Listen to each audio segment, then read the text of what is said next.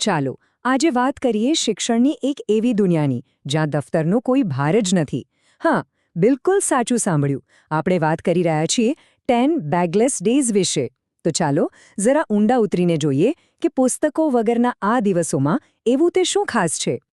જરા વિચારો તો, સ્કૂલે જવાનો પણ પુસ્તકોના એ ભારેખમ દફતર વગર કેવું લાગે?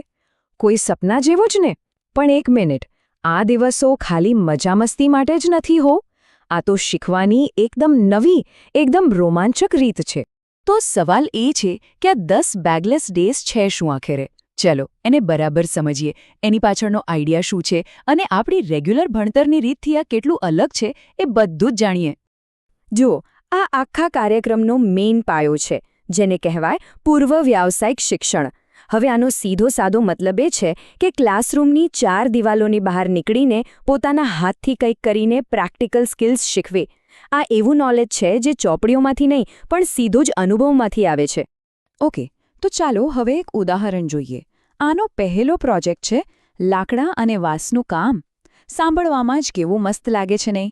અહીં તો કારીગરી અને પ્રકૃતિ બંનેનો એક અદ્ભુત મેળ જોવા મળે છે.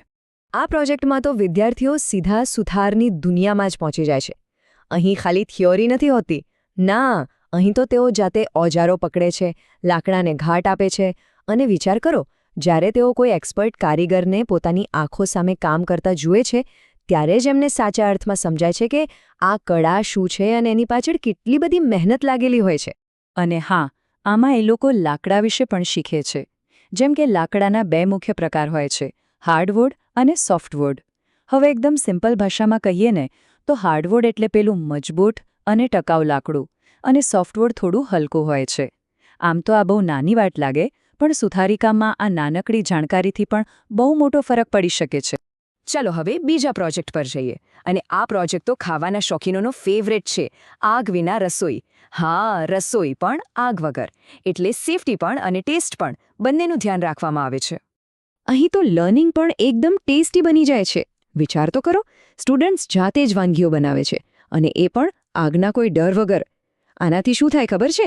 એમનો કોન્ફિડન્સ એકદમ વધી જાય છે અને એમને પોતાની ક્રિએટિવિટી બતાવવાની મસ્ત તક મળે છે. અરે વાહ! અને વાનગીઓ જુઓ તો ખરી, એકદમ સિમ્પલ અને મજેદાર.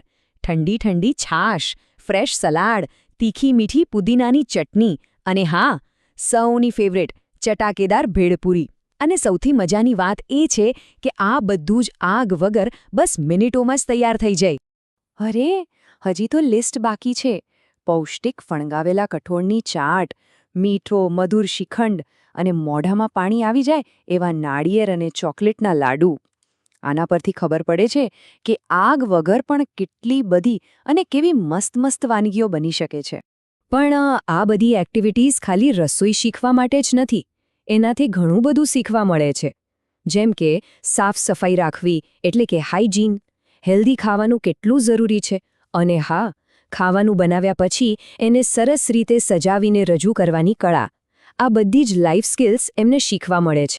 તો આ બધા પ્રોજેક્ટ્સ પરથી એક વાત તો પાક્કી છે. આનો આખો સાર એ છે કે અનુભવથી શીખવું. કેમ કે જે જ્ઞાન આપણે જાતે કંઈક કરીને મેળવીએ ને, એ સીધું દિલ અને દિમાગમાં ઉતરી જાય છે અને પછી લાઈફ ટાઈમ યાદ રહે છે. એ ચોપડીમાં વાંચેલા પાઠ જેવું નથી કે આજે વાંચ્યું ને કાલે ભૂલી ગયા.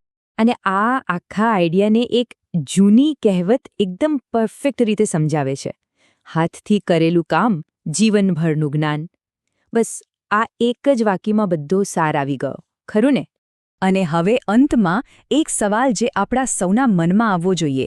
આજના હા ડિજિટલ જમાનામાં જ્યાં બધું જ ટેકનોલોજી અને એઆઈ પર ચાલી રહ્યું છે, ત્યાં આવા હાથના કૌશલ્યો, આવી પ્રેક્ટિકલ સ્કિલ્સનું ભવિષ્ય શું છે? શું ખરેખર આજે પણ આ બધું એટલું જ જરૂરી છે? વિચારવા જેવી વાત છે નહીં?